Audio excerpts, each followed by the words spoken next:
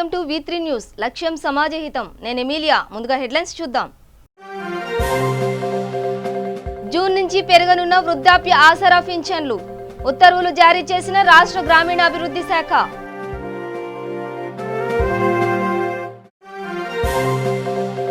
శాసనసభ్యుల quota MLC ఎన్నికల్లో నవీన్ రావు ఒక్కటే నామినేషన్. 31 తర్వాత అధికారికంగా ప్రకటించనున్న అధికారులు. నేడు తెదేపా శాసనసభాపక్ష సమావేశం. పార్టీ శాసనసభాపక్ష నేతగా చంద్రబాబును ఎన్నుకోనున్న ఎమ్మెల్యేలు. ఏపీఎస్ఆర్టీసీ యాజమాన్యంతో చర్చలు విఫలం. జూన్ 13 నుంచి సమ్మెకు సిద్ధమవుతున్నట్టు ప్రకటించిన యూనియన్ నాయకులు. ఇక డీటెయిల్స్ చూస్తే వారికి నెలవారీ పింఛను ఇక నుంచి 2016 రూపాయల మేర అందుతుంది. దివ్యాంగులకైతే 3016 రూపాయలు లభిస్తుంది. ఇది ప్రస్తుతం వారు అందుకుంటున్న మొత్తాలకు రెట్టింపు కంటే కాస్త ఎక్కువే. పింఛన్ పెంపు జూన్ నుంచి అమలవుతుంది. అంటే జూలై నుంచి అందుకునే పింఛన్లలో పెరుగుదల కనిపిస్తుంది. వృద్ధాప్య పింఛన్ అందుకునేందుకు ప్రస్తుత వయోపరిమితి 65 ఏళ్లు కాగా 57 ఏళ్లకు కుదించినట్టు ఎన్నికల సమయంలో చేసిన ప్రకటనకు అనుగుణంగా బడ్జెట్లో నిధులను చూపించినప్పటికీ ఉత్తర్వులు మాత్రం జారీ కాలేదు. పింఛన్ రెట్టింపు కావడం మినహా మిగతా నిబంధనలన్నీ ఇంతకు ముందు మాదిరిగానే అమలవుతాయని తాజా ఉత్తర్వులు పేర్కొన్నాయి. రాష్ట్ర గ్రామీణాభివృద్ధి శాఖ మంగళవారం ఈ ఉత్తర్వులు జారీ చేసింది. ఆసరా పింఛన్ మొత్తాలను రెట్టింపు చేయనున్నట్టు అధికార తెరాస అసెంబ్లీ ఎన్నికల సమయంలో హామీ ఇచ్చింది. అందుకు తగ్గట్టే 2019-20 ఓటాన్ అకౌంట్ బడ్జెట్లో అవసరమైన నిధులను కేటాయించింది. రాష్ట్రంలో ప్రస్తుత వృద్ధాప్య, వితంతు, దివ్యాంగ తదితర వర్గీకరణల కింద పింఛన్లను అందుకుంటున్న వారి సంఖ్య 39 లక్షల మేర ఉంది. సర్కార్ తాజా నిర్ణయంతో వీరందరికీ మేలు చేకూరుతుంది. ప్రస్తుత లబ్ధిదారులకే రెట్టింపు పింఛన్లను ఇవ్వాలంటే బడ్జెట్పై ఏడాదికి 4950 కోట్ల మేర భారం పడుతూ మొత్తం 9900 కోట్లను ఖర్చు చేయాల్సి ఉంటుంది. వయోపరిమితిని 57 ఏళ్లకు కుదిస్తే మరో 7 లక్షల మంది ఆసరా జాబితాలోకి వస్తారనే అంచనాతో ప్రభుత్వం బడ్జెట్లో నిధులను కేటాయించింది. దీంతో ఆసరాకు ఓటాన్ అకౌంట్ బడ్జెట్తో పొందుపర్చిన మొత్తం 12067 కోట్లకు చేరింది. నిధులను చూపించినందున వృద్ధులు వయోపరిమితిని 57 ఏళ్లకు తగ్గిస్తూ ప్రభుత్వం త్వరలో ఉత్తర్వులు ఇచ్చే అవకాశం ఉంది.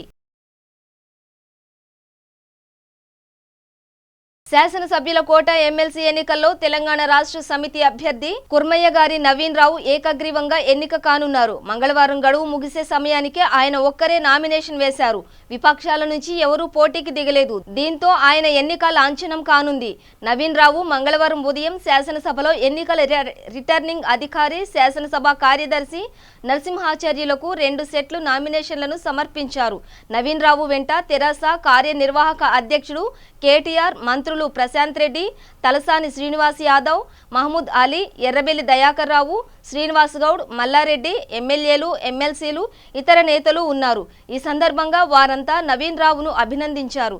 ఈ నెల 31న నామినేషన్ల ఉపసంహరణ ప్రక్రియ ముగిసిన తర్వాత నవీన్ రావు ఎన్నికను అధికారికంగా ప్రకటిస్తారు.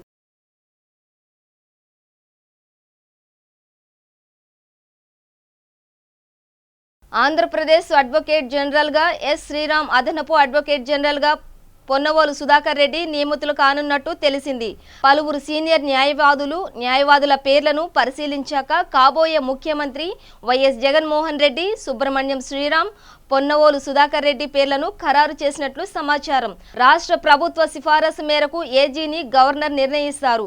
ఈ నెల 30న జగన్ ముఖ్యమంత్రిగా ప్రమాణం చేశాక ఏజీ, అదనపు ఏజీల నియామకానికి సంబంధించి అధికారిక ఉత్తర్వులు వెలువడనున్నాయి. తర్వాత ఏజీ, ప్రభుత్వ ప్రత్యేక న్యాయవాదులు, ప్రభుత్వ న్యాయవాదులు, సహాయ ప్రభుత్వ న్యాయవాదులు, కార్పొరేషన్లకు స్టాండింగ్ కౌన్సిల్ను నియమించనున్నారు.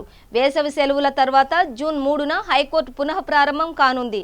తదనంతరం ఎస్జీపీ, జీపీ, ఏజీపీ, స్టాండింగ్ కౌన్సిల్ల నియామక ప్రక్రియ ప్రారంభం కానున్నట్లు సమాచారం.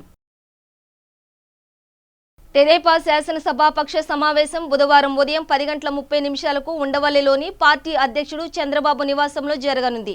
పార్టీ శాసనసభాపక్ష నేతగా చంద్రబాబును ఎన్నుకోనున్నారు. శాసనసభాపక్ష నేతగా చంద్రబాబు ఉండకపోవచ్చని, సీనియర్ సభ్యుడు ఎవరికైనా అవకాశం ఇస్తారని ఇటీవల ఊహాగానాలు కొనసాగాయి. వాటికి తెరదించుతూ శాసనసభాపక్ష నేతగా చంద్రబాబు వ్యవహరించనున్నట్టు పార్టీ వర్గాలు మంగళవారం ధృవీకరించాయి. బుధవారం జరిగే ఈ సమావేశంలో ఎన్నికల్లో పార్టీ ఓటమికి దారి తీసిన కారణాలు, పార్టీ భవిష్యత్ కార్యాచరణ, త్వరలో జరిగే శాసనసభ సమావేశాల్లో అనుసరించాల్సిన వైఖరి, స్థానిక సంస్థల ఎన్నికలకు సంసిద్ధత తదితర అంశాలపై చర్చించనున్నారు. అలాగే జగన్ ప్రమాణ స్వీకారోత్సవానికి వెళ్లాలా వద్దా అన్న అంశంపై బుధవారం శాసనసభాపక్ష సమావేశంలో చర్చించాక తుది నిర్ణయం తీసుకోనున్నట్టు పార్టీ వర్గాలు తెలిపాయి. ఆర్టీసీ యాజమాన్యంతో జరిగిన చర్చలు విఫలమైనందున జూన్ 13 నుంచి సమ్మెకు సిద్ధమవుతున్నట్టు నేషనల్ మజూర్ యూనియన్ రాష్ట్ర నాయకులు పివి రమణారెడ్డి, వై శ్రీనివాసరావులు ఒక ప్రకటనలో తెలిపారు. ఎన్ఎంయు ఇచ్చిన సమ్మె నోటీసుపై మంగళవారం చర్చలకు యాజమాన్యం ఆహ్వానించిందని, అయితే డిమాండ్ల పరిష్కారానికి చిత్తశుద్ధితో ముందడుగు వేయకపోవడంతో సమ్మెకు వెళ్లాలని నిర్ణయించినట్టు ప్రకటనలో వివరించారు. త్వరలోనే సమ్మె సన్నాహక కార్యాచరణను అన్ని యూనిట్లలోనూ అమలు చేస్తామన్నారు. ఈ నెల 30న రాష్ట్ర ముఖ్యమంత్రిగా ప్రమాణ స్వీకారం చేయనున్న వైఎస్ జగన్మోహన్ రెడ్డి అదే వేదికగా నవరత్నాల అమలుపై కీలక ప్రకటన చేసే అవకాశం ఉందని పార్టీ వర్గాలు తెలిపాయి. నవరత్నాలను అమలు చేయడానికి వీలుగా రాష్ట్ర ఆర్థిక పరిస్థితి ఎలా ఉంది, ఆర్థిక వనరులు ఏమిటి అనే విషయాలపై మంగళవారం ఆయన రాష్ట్ర ప్రభుత్వ ప్రధాన కార్యదర్శి ఎల్వి సుబ్రహ్మణ్యం, మాజీ ప్రధాన కార్యదర్శి అజయ్ కల్లంతో సమీక్షించారు.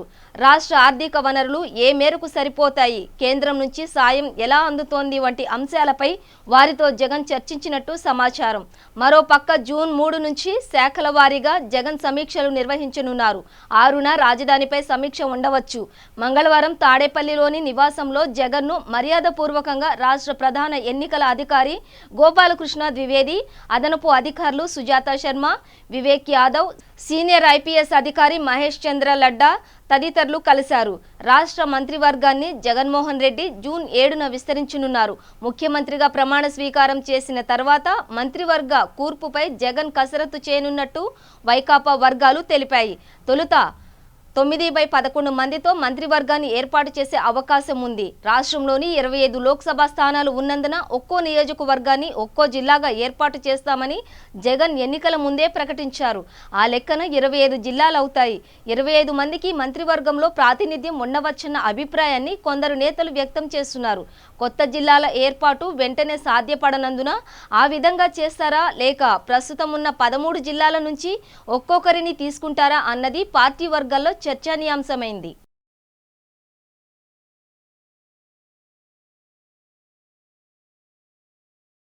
తిరుమల తిరుపతి దేవస్థానం ధర్మకర్తల మండలి సమావేశం మంగళవారం నాటకీయ పరిణామాల మధ్య అంతర్గతంగా ముగిసింది. రాష్ట్రంలో ప్రభుత్వం మారిన సందర్భాన్ని పరిగణలోకి తీసుకోకుండా ముందుగా నిర్ణయించిన షెడ్యూల్ ప్రకారం నిర్వహించిన ఈ సమావేశం పలువురు సభ్యులు అభ్యంతరాలు, ఆక్షేపణలు, కొందరి రాజీనామాలతో కొద్దిసేపు వేడెక్కింది. తిరుమలలోని అన్నమయ్య భవన్లో ఉదయం 10 గంటలకు సమావేశం ప్రారంభమైన వెంటనే chairman Putta Sudhakar Yadav, EO Anil Kumar Singhal, JEO Srinivasarao, ఇతర సభ్యులు ప్రార్థన చేశారు. అనంతరం మండలి సభ్యులు పొట్టూరి రమేష్ బాబు తన రాజీనామా పత్రాన్ని ఈవో సింఘాల్కు సమర్పించారు. తనకు తీతీదే సభ్యుడిగా అవకాశం ఇచ్చిన ఆపద్ధర్మ ముఖ్యమంత్రి చంద్రబాబుకు ధన్యవాదాలు చెప్పారు. తమ మండలిని అవమానించారని, కొత్తగా వచ్చే పాలక మండలికి ఇలా జరగకుండా చూడాలంటూ ఆయన ఉన్నతాధికారులను కోరారు. ఇకనైనా మార్పు తెచ్చుకోవాలని వ్యాఖ్యానిస్తూ సమావేశం నుంచి వెళ్లిపోయేందుకు ప్రయత్నించగా ఇతర సభ్యులు ఆయనను సముదాయించారు. అందరం ఒకేసారి వెళ్లిపోదామంటూ పోట్లూరిని వారు కూర్చోబెట్టారు. మల్కాజ్గిరి పార్లమెంట్ సభ్యునిగా విజయం సాధించిన కాంగ్రెస్ పార్టీ అభ్యర్థి రేవంత్ రెడ్డికి హైదరాబాద్ లో ఓ ప్రైవేట్ ఫంక్షన్ హాల్లో ప్రజా కృతజ్ఞత సభ ఏర్పాటు చేశారు. ఈ సందర్భంగా ఎంపీ రేవంత్ రెడ్డిని ఘనంగా సన్మానించారు. ఈ కార్యక్రమంలో కాంగ్రెస్ పార్టీ నాయకులు, కార్యకర్తలు, రేవంత్ రెడ్డి అభిమానులు పెద్ద సంఖ్యలో పాల్గొన్నారు. ఈ సందర్భంగా ఎంపీ రేవంత్ రెడ్డి మాట్లాడుతూ ప్రశ్నించే గొంతు గెలిచిందన్నారు. ఈ ప్రజా కృతజ్ఞత సభకు కాంగ్రెస్ సీనియర్ నేత మల్రెడ్డి రంగారెడ్డి తదితరులు పాల్గొన్నారు. ఆ విజయ సంకల్పాన్ని కంటిన్యూ చేస్తూ మనకు విజయాన్ని రేవంత్ రెడ్డి వచ్చే రాబోయే 5 సంవత్సరాల్లో మన తెలంగాణ రాష్ట్రానికి సీఎంగా చూడాలనుకుంటున్నాను.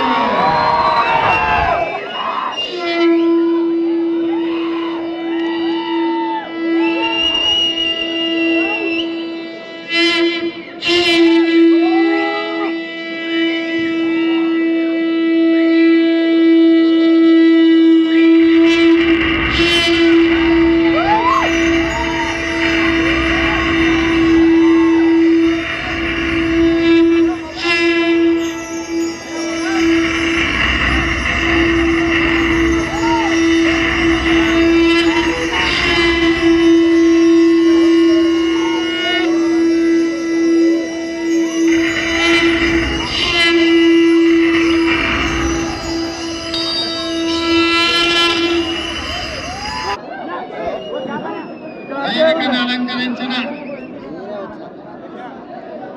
అధిరథ మహారథులు కాంగ్రెస్, తెలుగుదేశం, సిపిఐ, కోదండరామ్ గారి పార్టీ, అదేవిధంగా రాజకీయాలతో సంబంధం లేకుండా కాలనీ అసోసియేషన్లు, విద్యార్థి నాయకులు, మా ఆడపడుచులు, ఎల్బీ నగర్ నియోజకవర్గం నుంచి అత్యధిక మెజారిటీ ఇచ్చి ఈ ఎన్నికలలో గెలుపు కోసం తమ చెమటను, తమ రక్తాన్ని సైతం లెక్క చేయకుండా పనిచేసిన కార్యకర్తలందరికీ కూడా హృదయపూర్వకంగా నమస్కారాలు తెలియజేస్తున్న మిత్రులారా, ఈ గెలుపు నాది కాదు, ఈ గెలుపు కాంగ్రెస్ పార్టీ ఒక్కటిదే కాదు, ఈ గెలుపు మీది, ఈ గెలుపు ఎల్బీ నగర్ గడ్డది. మీరందరూ అభిమానంతో గెలిపించి ఎమ్మెల్యేగా శాసనసభకు పంపిస్తే మీ నమ్మకాన్ని వమ్ము చేసి మిమ్మల్ని నడి బజార్లో వదిలేసి పార్టీ ఫిరాయించి మనల్ని నట్టేట ముంచితే మేమున్నామని చెప్పి కార్యకర్తలు మేము భుజాల మీద మోస్తాం కాంగ్రెస్ పార్టీ జెండాను, మేము అవసరమైతే మా రక్తాన్ని సైతం దారపోస్తామని చెప్పి ముందుకు వచ్చిన కార్యకర్తలందరికీ కూడా ఈ సందర్భంగా హృదయపూర్వకంగా ధన్యవాదాలు తెలియజేస్తున్నా. మిత్రులారా, వేదిక మీద ఉన్న ఇక్కడికి విచ్చేసిన 11 డివిజన్లకు సంబంధించిన మిత్రులకు, కాలనీ సంఘాలకు, ఇక్కడికి విచ్చేసిన అందరికి ఒకటే విజ్ఞప్తి చేస్తున్నా. ఈనాడు మొట్టమొదట కర్మన్ఘాట్ ఆంజనేయ స్వామి ఆశీర్వాదం తీసుకొని ఇవాళ గెలుపుకు అత్యంత క్రియాశీలక పాత్ర పోషించిన మిమ్మల్ని కలుసుకొని మొట్టమొదటి కార్యక్రమం తీసుకోవాలని చెప్పి ఇవాళ మీ దగ్గరకు వచ్చిన. అయితే మీ అభిమానం, మీ ఉత్సాహం, మీ ఆవేశం చూస్తుంటే నాకు భయమవుతుంది. ఎందుకంటే ఇంత అభిమానాన్ని నిలబెట్టుకోవాలంటే రోజుకు 24 గంటలు 365 రోజులు నిత్యం మీకోసం పనిచేసినా కూడా ఇంత అభిమానాన్ని అయితే మిత్రులారా, మీ అభిమానాన్ని సెల్ఫీలలో బంధించాలని మీరందరూ ఇతరులకు జరిగే ఇబ్బందిని కూడా లెక్క చేయకుండా, గుడి పడి దేన్ని సైతం లెక్క చేయకుండా మీరు ముందుకు వస్తుంటే కొంతమంది సీనియర్స్ కు ఇబ్బంది జరుగుతుంది. కాలనీ సంఘాల నాయకులకు, సంఘాల అధ్యక్షులకు, ముఖ్యంగా మన గెలుపులో క్రియాశీలక పాత్ర పోషించిన వాళ్ళకు కొంత అసౌకర్యంగా ఉన్నది. మా యువ మిత్రులందరికీ ఇక్కడ కూర్చున్న మా సోదరులకు, సెల్ ఫోన్లు చేతులు ఉన్న మా సోదరులందరికీ నేను విజ్ఞప్తి చేస్తున్నా. మిత్రులారా, మన గెలుపులో ఎవరెవరైతే ప్రత్యక్షంగా పరోక్షంగా సహకారం అందించారో వాళ్ళందరినీ కలుసుకొని వాళ్ళ సమస్యలు తెలుసుకొని ఆ సమస్యల పరిష్కారం కోసం మనం పని చేయాలి. మన మీద సంపూర్ణమైన విశ్వాసం పెట్టి దాదాపుగా 28,000 మెజారిటీని ఈ ఒక్క ఎల్బీ నగర్ ఇచ్చిందంటే నాగర్ కర్నూలు జిల్లాలో ఉపాధి హామీ కూలీలు ప్రయాణిస్తున్న ట్రాక్టర్ బోల్తా పడింది. ఇందులో ఒకరు మృత్యువాత పడగా మరో ముగ్గురు పరిస్థితి విషమంగా ఉంది. మరో 7గురు పైగా తీవ్ర గాయాల పాలైన నాగర్ కర్నూలు జిల్లా ఆసుపత్రిలో చికిత్స పొందుతున్నారు. వీరంతా బిజినిపల్లి మండలం నందివడ్డేమాన్ గ్రామానికి చెందిన ఒకే ఊరివారు కావడంతో ఊరంతా ఒక్కసారి తీవ్ర దిగ్భ్రాంతికి లోనయ్యారు.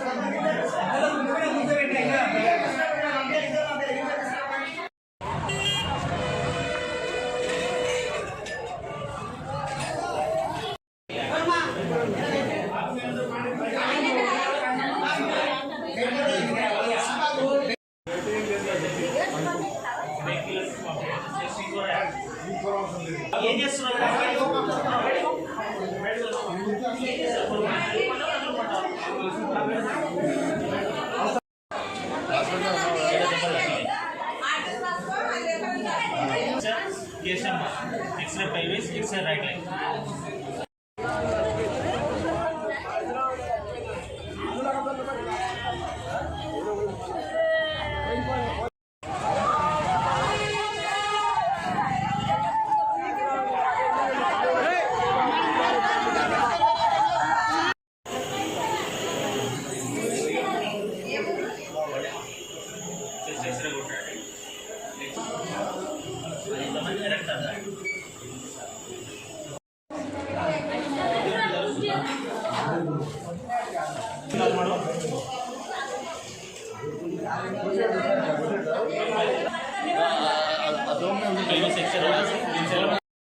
నందివడ్డేమాన్ గ్రామం ఇవాళ మా ఊర్లో ఉపాధి పనికని వెళ్ళి వస్తున్న క్రమంలో ట్రాక్టర్ బోల్తా పడడం వల్ల మా ఊరు నుంచి ఒక 10 మంది చనిపోవడం జరిగింది. అందులో 10 మంది హాస్పిటల్కి వచ్చారు. పూర్తి సీరియస్గా ఉంది. అందులో మహబూబ్ నగర్ గవర్నమెంట్ హాస్పిటల్కి పంపారు. ఈరోజు ఉదయం 10:30 ప్రాంతంలో నందివడ్డేమాన్ గ్రామంలో ట్రాక్టర్ బోల్తా పడి 9 మంది పేషెంట్లు వచ్చారు మా దగ్గరికి. అందులో ఒకరు చనిపోగా ఒకరి పరిస్థితి విషమంగా ఉంది. ఆవిడ చికిత్స నిమిత్తం హైదరాబాద్కి పంపేయడం జరిగింది. మిగతా వారికి వైద్యం జరుగుతుంది. వీలంత త్వరలో మీకు అన్ని విషయాలు వెల్లడిస్తాం. యాదాద్రి భువనగిరి జిల్లా రాయగిరి సమీపంలో ఘోర రోడ్డు ప్రమాదం చోటు చేసుకుంది. హైదరాబాద్ వరంగల్ హైవేపై ముందు వెళుతున్న బైక్ ని వెనుక నుండి కార్ బలంగా ఢీకొట్టడంతో 3 వ్యక్తులు అక్కడికక్కడే మృతి చెందారు. పోలీసులు సంఘటనా స్థలానికి చేరుకుని దర్యాప్తు చేస్తున్నారు.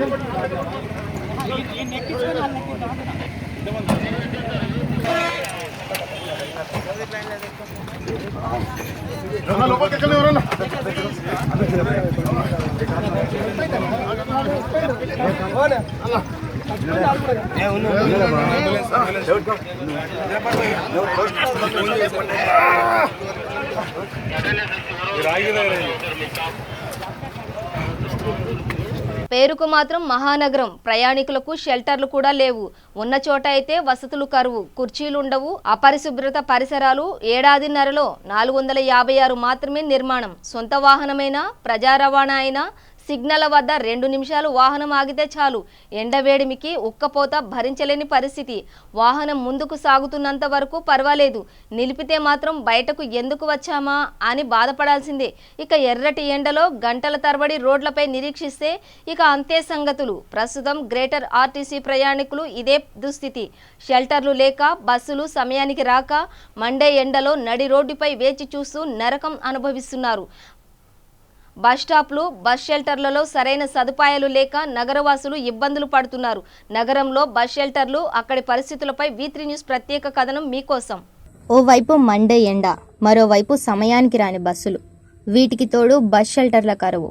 ఆర్టీసీ బస్సులో ప్రయాణించండి, క్షేమంగా గమ్యస్థానం చేరుకోండి అని ప్రచారం చేస్తున్న ఆర్టీసీ అధికారులు బస్ షెల్టర్లపై దృష్టి పెట్టడం లేదు. దీంతో ప్రయాణికులు నరకయాతన అనుభవిస్తున్నారు. నగరంలో చాలా స్టాపుల్లో బస్ షెల్టర్లు కనిపించడం లేదు. ఒకవేళ బస్ షెల్టర్ ఉన్నా కూర్చోడానికి సీట్లుండవు. కొన్ని చోట్ల బస్ షెల్టర్లు ఉంటాయి, కానీ అక్కడ బస్సులు ఆగవు. కేవలం వ్యాపార ప్రకటనల కోసమే బస్ షెల్టర్లను నిర్మించారా అనే సందేహం వస్తుంది. మరోవైపు ఖాళీగా ఉన్న బస్టాప్లు, ఆటోలు, దుకాణాలు తోపుడు బండ్లకు అడ్డాలుగా మారుతున్నాయి. ప్రయాణికులు మాత్రం బస్సు కోసం రోడ్లపైనే నిరీక్షించాల్సిన దుస్థితి నెలకొంది. గ్రేటర్లో 826 బస్ షెల్టర్లు నిర్మించాలని గతంలో GHMC నిర్ణయించింది. 2017 డిసెంబర్ చివరి వారంలో Prakash Arts, Uni Arts, KKRTC ఇన్ఫ్రాకు పబ్లిక్ ప్రైవేట్ పార్ట్నర్షిప్ విధానంలో నిర్మాణ బాధ్యతలు అప్పగించారు. వీటిలో కొన్ని AC బస్ షెల్టర్లు ఉండగా మరికొన్ని సాధారణ షెల్టర్లు.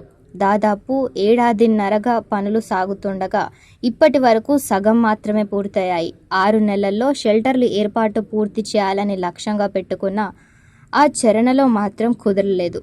ఇప్పటి వరకు 456 బస్ షెల్టర్లు నిర్మించినట్లు GHMC ఉన్నతాధికారులు తెలిపారు. కాంట్రాక్ట్ ఒప్పందం ప్రకారం 70% షెల్టర్లు ఏర్పాటు పూర్తయిన తర్వాతే షెల్టర్లపై ప్రకటనలకు అవకాశం ఉంటుంది. ఇంకా ఆ స్థాయిలో పనులు జరగని నేపథ్యంలో ప్రస్తుతానికి యాడ్స్ ఏర్పాటును వాయిదా వేశారు. ఇదిలా ఉంటే మహానగరంలో పగటి ఉష్ణోగ్రతలు 42 డిగ్రీల సెంటీగ్రేడ్కు చేరువలోకి వచ్చాయి. ఇంటి నుంచి కాలు బయట పెట్టాలంటే భయపడుతున్న పరిస్థితి. తప్పని పరిస్థితిలో బయటకి వచ్చిన వారు షెల్టర్ల లేని రోడ్లపై బస్సుల కోసం నిరీక్షిస్తున్నారు. బాణుడు బగబగలాడుతున్న ఎండవేడికి శక్తిని హరిస్తున్న మరో అవకాశం లేక అవస్థలు పడుతున్నారు జనాలు. ఇది నగరవాసుల ఆరోగ్యంపై తీవ్ర ప్రభావం పడుతోంది. వడదెబ్బతో అల్లాడిపోతున్నారు. అధునాతన నమూనాలతో బస్ షెల్టర్లు ఏర్పాటు చేస్తున్నామని కొన్నేళ్లుగా ఉడరగొడుతున్న GHMC ఆ దిశగా పూర్తి స్థాయి దృష్టి సారించడం లేదు. ఇప్పుడు ఎండ దెబ్బకు తల్లడిల్లుతున్న ప్రజలు వచ్చే వర్షాకాలంలో తడిసి ముద్దవ్వాల్సిందే. ఇప్పటికైనా అధికారులు స్పందించి పెరుగుతున్న ప్రయాణికులకు తగినన్ని బస్ షెల్టర్లు నిర్మించాల్సిన అవసరం ఉంది. కామారెడ్డి జిల్లా రామారెడ్డి మండలం ఈసన్నపల్లి గ్రామంలో పుణ్యక్షేత్రమైన శ్రీ కాలభైరవ స్వామి ఆలయంలో వైశాఖ మాస ప్రత్యేక పూజలు నిర్వహించారు. ఇందులో భాగంగా ప్రతి మంగళవారం రోజు ప్రత్యేక పూజలు ఏర్పాటు చేసి ఘనంగా నిర్వహిస్తారు. వైశాఖ మాస ప్రతి మంగళవారం స్వీట్లు, కూరగాయలు, పండ్లు, ఈ చివరి మంగళవారం రోజు పూలతో పూజలు నిర్వహించారు. భక్తులు అధిక సంఖ్యలో పాల్గొని అత్యంత వైభవంగా పూజలు నిర్వహించారు.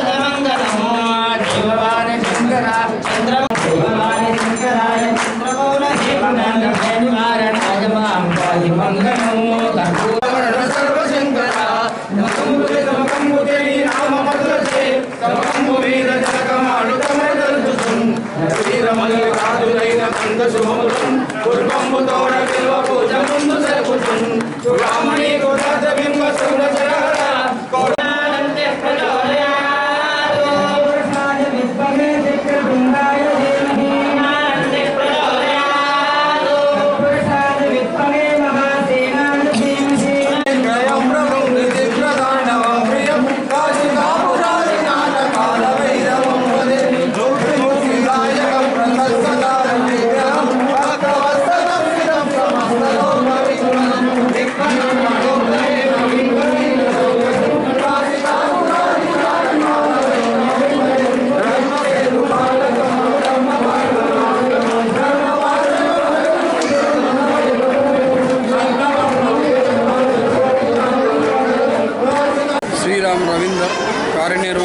స్వామివారి శ్రీ కాలభైరవ స్వామి దేవస్థానము. ఈ యొక్క దేవస్థానం నందు ప్రతి సంవత్సరం మాదిరిగానే ఈ సంవత్సరము వైశాఖ మాసము అత్యంత వైభవపేతంగా నిర్వహించినాము. ఇట్టి వైశాఖ మాసంలో 4 వారాలు వచ్చినవి. 4 వారాల్లో మొదటి వారము స్వీట్స్ తోటి, రెండవ వారము పండ్లతోటి, మూడవ వారము కూరగాయలతోటి, 4వ వారము పూలతోటి అలంకరించి అత్యంత వైభవపేతంగా ఈ యొక్క 4 వారాలు స్వామివారికి అన్నదాన కార్యక్రమం ఏర్పాటు చేయడం జరిగింది. ఇట్టి కార్యక్రమం నందు సుమారు 1,00,000 మంది భక్తులు ఈ 4 వారాల్లో పాల్గొని ఉన్నారు.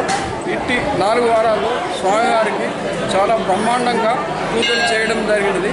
ఇట్టి పూజల్లో పాల్గొన్న వారు భోగభాగ్యాలు, అష్టైశ్వర్యాలు కలుగునని భక్తుల ప్రగాఢ నమ్మకము. భక్తులకు సౌకర్యార్థం ఎలాంటి ఇబ్బంది లేకుండా మీడియా మిత్రులు, ప్రెస్ మిత్రులు, అందరి సహాయ భక్తులు, పాత్రికేయులు అందరి సహాయ సహకారంతో ఏర్పాటు చేయడం జరిగింది. బులెటిన్ ముగించే ముందు హెడ్లైన్స్ మరోసారి.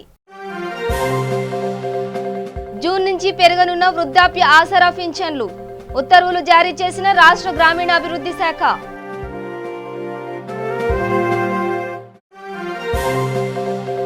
శాసనసభ్యుల కోటా ఎమ్మెల్సీ ఎన్నికల్లో నవీన్ రావు ఒక్కటే నామినేషన్. 31 తర్వాత అధికారికంగా ప్రకటించనున్న అధికారులు. నేడు తెదేపా శాసనసభాపక్ష సమావేశం. పార్టీ శాసనసభాపక్ష నేతగా చంద్రబాబును ఎన్నుకోనున్న ఎమ్మెల్యేలు. ఏపీఎస్ఆర్టీసీ యాజమాన్యంతో చర్చలు విఫలం. జూన్ 13 నుంచి సమ్మెకు సిద్ధమవుతున్నట్టు ప్రకటించిన యూనియన్ నాయకులు. ఇవి బులెటిన్ విశేషాలు. చూస్తూనే ఉండండి V3 న్యూస్, లక్ష్యం సమాజహితం.